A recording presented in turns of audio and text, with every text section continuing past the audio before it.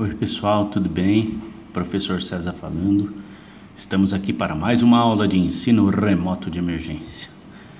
Bom, gente, tivemos que interromper a aula por conta de um acidente no tripé, mas estamos de volta, certo? Então, vou encerrar os meus argumentos com essa questão 4 que trabalha com lei de Beer, né? Então tá lá. É uma questão para determinar benzeno presente em hexano, certo? Aí ele fala lá, dá uma informação inicial, que o hexano puro possui uma absorvância desprezível no UV acima de 200 nanômetros.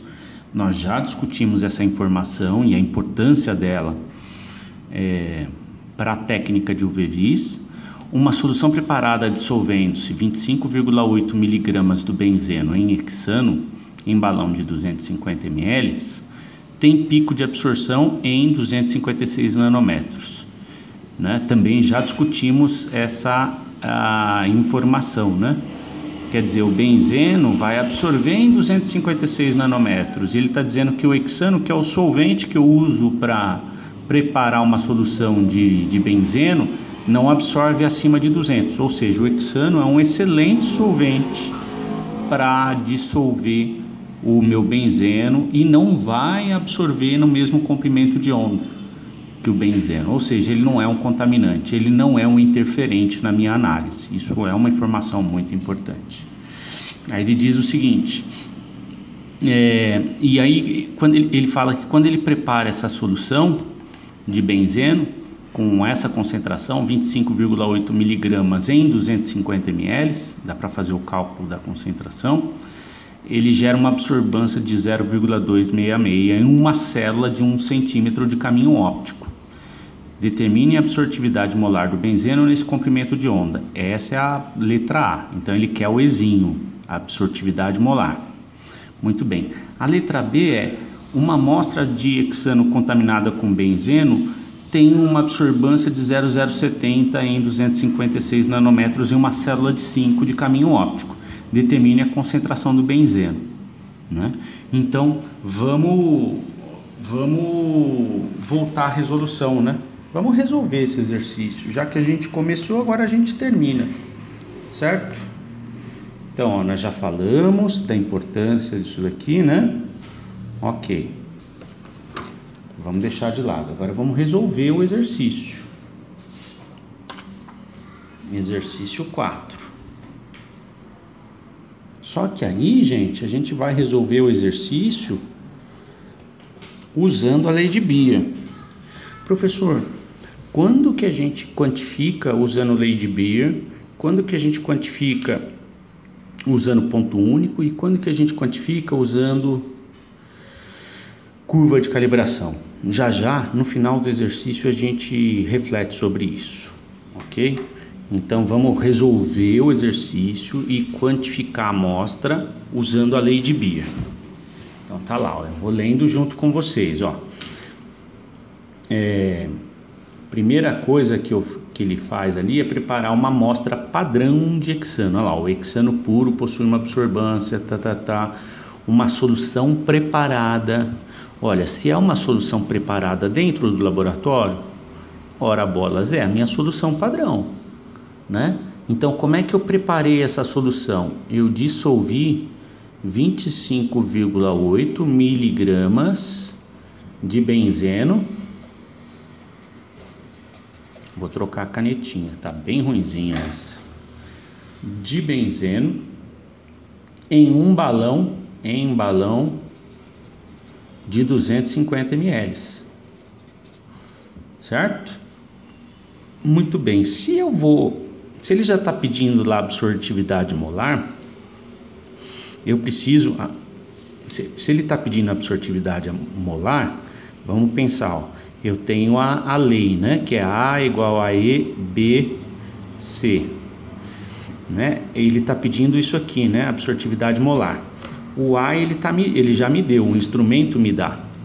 Ele pegou essa solução preparada, passou no UV-Vis e o UV-Vis me deu a absorvância. A absorvância de 0,266. A absortividade molar é incógnita. B ele me deu, que é o caminho óptico, que é 1 centímetro. C, para ficar coerente, tem que ser em concentração molar, né? Então eu preciso de C para enfiar aqui para calcular a absortividade molar, né? Então eu preciso transformar esses dados aqui, ó, em concentração molar. Como é que eu faço isso? Bom, o benzeno está em miligramas, eu preciso transformar ele em mols. E o balão está em 250 ml, eu preciso transformar isso em litros. Aí eu divido 1 mol por litro e acho a concentração molar, ok? Então vamos lá, se eu pegar aqui a molécula do benzeno, são 12 carbonos, 12 vezes 6 dá 72, mais 6 hidrogênios dá 78 gramas. Então 1 mol de moléculas de benzeno dá 78 gramas. 78 gramas é o peso de 1 mol, certo? De moléculas de benzeno. Aí ele falou que colocou 25,8 miligramas. Vamos converter o 25,8 miligramas? Se eu dividir por 1000, dá 0,0258 gramas. Então, ó, 25,8, a vírgula está aqui, ó. Corre 1, 2, 3 casas para a esquerda. Então, converti para gramas. Então, se 78 gramas corresponde a 1 mol, 0,0258 gramas, que é 25,8 miligramas, corresponde a X mols. X é igual a, fazendo a regrinha de 3,31 vezes 10 elevado a menos 4 mols de benzeno, que eu estou jogando dentro de um balão de 250 ml. Então, para calcular a concentração molar, vai ser 3,31 vezes 10 elevado a menos 4 mols de benzeno, dividido pelo volume da minha solução, que é 0,250 litros, ou seja, 250 ml. Ó, a vírgula corre para a esquerda 3 vezes. 1, 2, 3. Divide por 1000, né? Tudo bem? Fazendo essa divisão, a concentração molar da minha solução padrão que eu preparei dentro do laboratório, olha, eu joguei uma quantidade de benzeno e avolumei para 250 ml. Né? A minha concentração molar dá 1,32 vezes 10 elevado a menos 3 mols por litro. Certo, gente? Muito bem. Essa é a concentração molar da minha solução padrão. Venho e insiro ela aqui, ó. Então vai ficar assim, ó. A é igual a E, B, C. O A eu tenho 0,266. O E é o que eu quero. O B eu tenho, é 1 centímetro. E o C eu acabei de achar, que é 1,32 vezes 10 elevado a menos 3. Ó, essa daqui é a concentração molar do meu padrão. Quando eu isolo o E, passo esse camarada tudo lá para lá dividindo, eu acho a minha absortividade molar.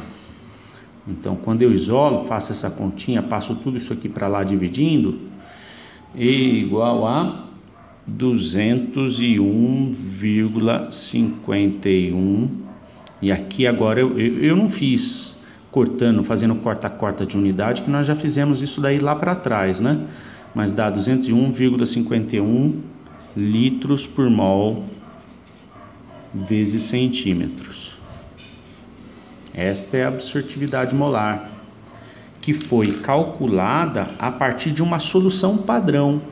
Olha, eu peguei uma solução padrão preparada, onde eu conheço a concentração, conheço o caminho óptico da cubeta e achei a absortividade que o equipamento me deu. Ele fez a leitura de absorbância, né?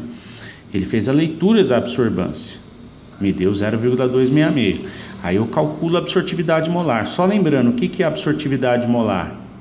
Num sistema onde eu tenho a correlação entre absorbância com concentração, quando eu monto uma curva de calibração, a absortividade molar é o coeficiente angular aqui, né? Aqui, ó. É isso aqui, é o ângulo de inclinação, certo? Junto com B. E vezes B é o coeficiente angular, né? E vezes B. É que B normalmente é 1. Então a gente acaba ignorando o B, né? Tudo bem? Legal. Fiz isso com a solução padrão que o tio calculou em laranja. Ó, agora eu vou trocar a corzinha. Agora eu vou botar verde escuro. Por quê? Porque agora eu vou para a letra B. Na letra B, ele está pedindo uma amostra de hexano contaminada com benzeno, né? Perceba que a matriz é igual, né? Qual que é a matriz? A matriz é hexano. No caso é o meu solvente. Contaminada com benzeno. O benzeno é o meu analito. Tem uma absorbância, ó, aí de novo lei de Beer, ó, só que agora é para amostra, ó. A igual a E, B, C. Então, uma amostra de hexano contaminada com benzeno tem uma absorbância de 0,070. Então, já vamos colocar aqui, ó. Esse aqui eu tenho para minha amostra. 0,070, absorbância. Em 256 nanômetros. Claro, eu usei o mesmo comprimento de onda. Ó, tô lendo para vocês a letra B, tá? Senão a gente fica vai e volta, daqui a pouco meu tripé quebra de novo. A absortividade molar, que é o ângulo de inclinação da reta, junto com B, né? A absortividade molar, que na verdade é uma constante, né? E é uma constante, que está associado com a forma muito particular pela qual o meu material absorve aquela radiação eletromagnética, né? Então eu já calculei aqui em cima, ó, é uma constante, não muda do padrão para a amostra, o E, é o mesmo, é uma constante. Se o meu padrão é feito do mesmo analito que a minha amostra, então o meu E é igual. Então eu posso usar a fórmula, aplicar a fórmula na minha amostra para determinar a concentração, né? Então E eu tenho 201,51. Não vou usar unidade não para fazer corta-corta, isso nós já fizemos lá atrás. Só que agora tem um pequeno problema. Ele para a minha amostra, ele variou uma componente da brincadeira. Ao invés de usar o B, que é o caminho óptico de 1 centímetro, ele usou um B de 5 centímetros, certo? E o C é o que ele quer, ó. Ele quer a concentração. Quando eu isolo o C, eu acho a concentração da minha amostra, né, a partir da equação de lei de Beer. Aí é que vem a grande pergunta. Professor, quando que eu uso equação de lei de Beer? Só em situações onde eu tenho a variação dessa componente aqui, né, ó. Olha só. Quando eu passei o meu padrão, o meu caminho óptico, a minha cubeta que eu usei é a cubeta de 1 centímetro. Quando eu passei a minha amostra, a cubeta que eu usei foi uma cubeta de 5 centímetros de caminho óptico, de largura, né? O caminho óptico é isso aqui, ó. Cubeta de 5 centímetros, ela é larga, ó. A radiação eletromagnética, ela vem por aqui, ó. Então ela percorre um caminho de 5 centímetros. Ó, aqui em cima, aqui em laranja, eu usei uma cubeta de caminho óptico 1 centímetro. Olha lá, quando a radiação eletromagnética vem, ela percorre só 1 centímetro. Então aqui, ó, a absorbância é muito maior do que aqui, porque você tem mais caminho, a onda eletromagnética de 200, ó, ela tem um tamanho de 256 nanômetros. Esse aqui é o comprimento de onda dela, né? Quando ela chega dentro dessa cubeta, ó, ela atravessa, ela vai interagindo com as partículas aqui, vai perdendo força, ó, vai perdendo energia, então ela sai fraquinha do outro lado. Aqui também acontece o mesmo fenômeno, só que ela caminhou só 1 centímetro, aqui ela caminhou 5, perdendo força. Então aqui ela vai perder força 5 vezes mais do que aqui. Intensidade, lembra? Que é o P0, né? Que é aquele pezinho lá atrás que o tio explicou, certo? Então, a pergunta que não quer calar agora é: quando que eu uso lei de Beer, quando que eu uso curva de calibração e quando que eu uso ponto único nos métodos de quantificação? Bom, eu só uso lei de Beer quando eu tenho a variação do caminho óptico no padrão e para a amostra, quando eu mudo a condição do padrão para a amostra. Quando que eu faço isso na prática? Nunca. Nenhuma pessoa normal, em sã consciência, vai passar o padrão numa condição e a amostra em outra. Isso aqui, gente, é para fazer exercício para a prova. Na prática, você eu não me lembro uma situação que na prática você usa a lei de Beer para quantificar, certo? Então, para você fazer análise quantitativa dentro do laboratório, no cotidiano, no dia a dia, você usa ou ponto único, ou curva de calibração, ou adição de padrão, ou adição de padrão com ponto único, que são os 4 que eu falei para vocês, ou então um daqueles outros 3 que a gente vai ver semestre que vem, que deixa para lá, né? Lei de Beer não serve na prática para a gente ficar quantificando. Ela quantifica, que nem a gente está fazendo aqui em verde, ela quantifica a concentração da amostra? Quantifica, mas é serviço, né? A gente está dando uma volta desnecessária, tá? Na prática, no cotidiano, dentro do laboratório, ninguém usa a lei de Beer para fazer quantificação de concentração de amostra, que é o que a gente vai fazer aqui agora. Por quê? Porque na prática ninguém vai passar o meu padrão numa cubeta de 1 centímetro e a minha amostra numa cubeta de 5. Uma pessoa normal não faz isso. O normal é, se eu usei uma cubeta de 1 aqui em cima, eu vou usar a cubeta de 1 aqui embaixo. E aí, se eu usei uma cubeta de 1 e uma cubeta de 1 aqui, ó, eu posso fazer tudo isso aqui por ponto único.